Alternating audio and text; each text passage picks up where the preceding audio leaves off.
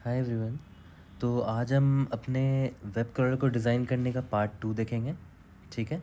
आपको याद होगा कि पार्ट 1 में हमने स्टेप 1 कर लिया था ऑलमोस्ट, है ना। हमने रिक्वायरमेंट गैदरिंग कर ली थी, हमने ये समझ लिया था कि वेब क्रॉलर होता क्या है और वेब क्रॉलर काम कैसे करेगा, है ना, वो काम कैसे करता है।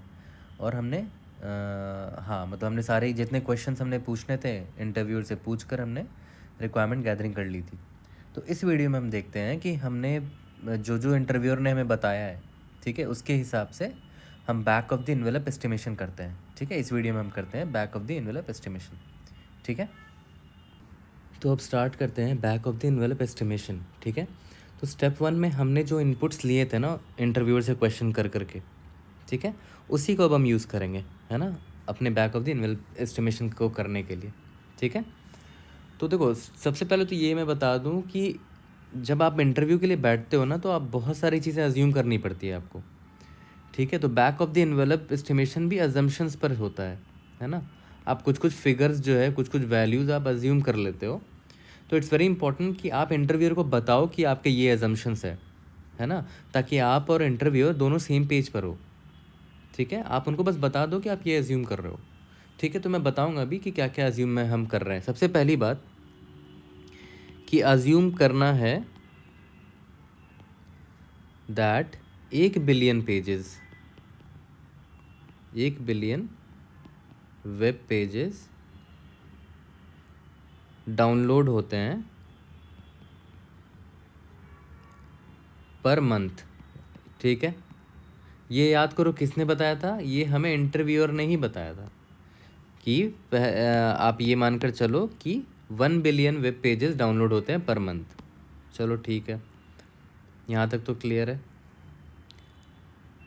तो इसके हिसाब से अगर मैं QPS निकालूं, क्वेरी पर सेकेंड, है ना, अगर QPS निकालूं पर सेकंड, देखो ये तो पर मंथ का है ना 1 बिलियन, तो पर सेकंड निकालने के लिए क्या करना होगा। 1 बिलियन में कितने जीरो होते हैं, 9, 4, 5, 6, 7, 8, 9। ठीक है, पर मंथ है ना वो, तो पर डे करने के लिए 30 से डिवाइड करेंगे, पर आवर करने के लिए 24 से डिवाइड करेंगे, और पर सेकंड करने के लिए 3600 से डिवाइड करेंगे। ठीक है, तो ये अप्रोक्सीमेटली आता है 400 पेजेस। ठीक है, पर सेकंड। मतलब हमारा जो QPS है, हमारा जो QPS है ना वो 400 पेजेस पर सेकंड है। मतलब पर second 400 pages web pages download करेगा हमारा वेब क्रॉलर। यहाँ तक ठीक है। चलो अब आते हैं, मान के चलते हैं कि पीक वैल्यू जो होगी, जो पीक क्वेरी पर सेकंड होगी, मान लेते हैं बहुत ट्रैफिक हो गया, वर्स्ट केस में कितने ये क्वेरी हो सकते हैं, तो मान लेते हैं कि ट्वाइस ऑफ QPS, है ना, मान के चल लेते हैं कि भाई वर्स्ट केस में ट्वाइस ऑफ QPS होगा हमारा पीक QPS। तो 2 into 400, दैट इज 800 पेजेस पर सेकेंड।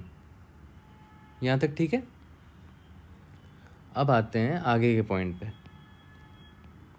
अब दूसरा अजम्पशन हमारा, ये आपको बताना है इंटरव्यू को।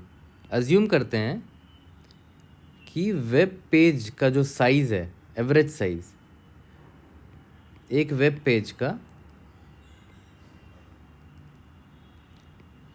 एक वेब पेज का एवरेज साइज़ जो है, मान के चलते हैं वो 500 KB का है।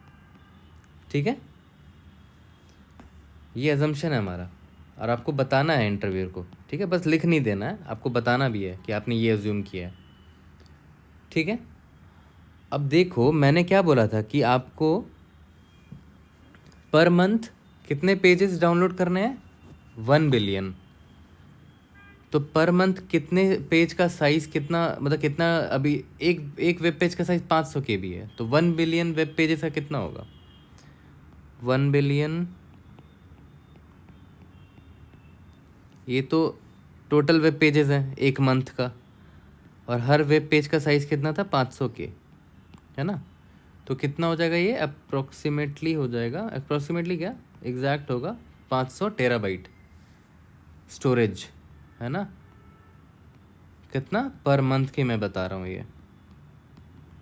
ठीक है, तो ये हमने एक अजम्पशन ले लिया और उसके हिसाब से हमने कैलकुलेट कर लिया कि हमें इतना स्टोरेज पर मंथ चाहिए, क्योंकि ये जो है इतना web pages per month download होगा और हर एक वेब पेज का साइज़ 500 के था, तो पर मंथ हमें 500 टेराबाइट चाहिए। तो ये तो पर मंथ का है। याद करो इंटरव्यूअर में बताया था कि आपको कम से कम 5 साल के लिए अपने डेटा को स्टोर करके रखना है, तो ये तो पर मंथ है ना, तो 5 साल का निकाल लेते हैं। ठीक है, मतलब एक अजम्पशन क्या था, assume data will be stored for कितना 5 years, तो total storage requirement for 5 years कितना होगा। पर मंथ का तो आपको पता है 500 TB, ये पर तो आपने निकाला ना, ये रहा पर मंथ का 500 TB है। ठीक है, तो पहले तो 1 साल का निकालते हैं। 1 महीने का 500 TB है, तो 1 साल का कितना हो जाएगा, 12 से मल्टीप्लाई कर लेंगे। 1 साल में 12 महीने होता है, और ये 1 साल का निकल गया और 5 साल का निकालना है, तो 5 साल मतलब 5 से मल्टीप्लाई कर लिया। ये अप्रॉक्सीमेटली आ जाएगा आपका, कलर चेंज कर लेते हैं, बड़ी वैल्यू है 30 पेटाबाइट। ठीक है, सो हमारा फाइनल कैलकुलेशन क्या हुआ, 30 पेटाबाइट। ठीक है,